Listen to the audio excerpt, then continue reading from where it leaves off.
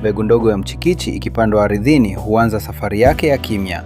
Kwa mvua na jua, taratibu hubadilika kuwa mti imara wenye mizizi inayoshikilia udongo na matunda yanayobeba thamani kubwa. Hapo ndipo hadithi yetu inaanza. Mawese Tanzania imezaliwa na imani kwamba palm tree sio zao la kawaida, ni zawadi yenye uwezo wa kubadilisha maisha. Kutoka kwenye mche mdogo hupatikana mafuta yanayolisha familia, sabuni zinazolinda afya, vipodozi vinavyoleta heshima na nishati inayowasha matumaini mapya. Maono yetu ni kubadilisha kilimo cha michikichi kuwa bidhaa za viwango vya dunia kupitia ubunifu na uongezaji thamani. Tunauona mchikichi kama daraja linalounganisha kijiji cha ndani na masoko ya kimataifa. Dhamira yetu ni kuwawezesha watu. Mawese Tanzania inashirikiana na jamii, inazalisha bidhaa bora, inaboresha maisha na kuchochea uchumi jumuishi.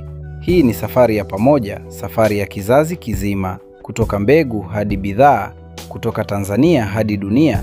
Mawese Tanzania ni alama ya mshikamano, uvumilivu na matumaini. Ni jina linalobeba safari ya maendeleo na sauti ya palm tree duniani.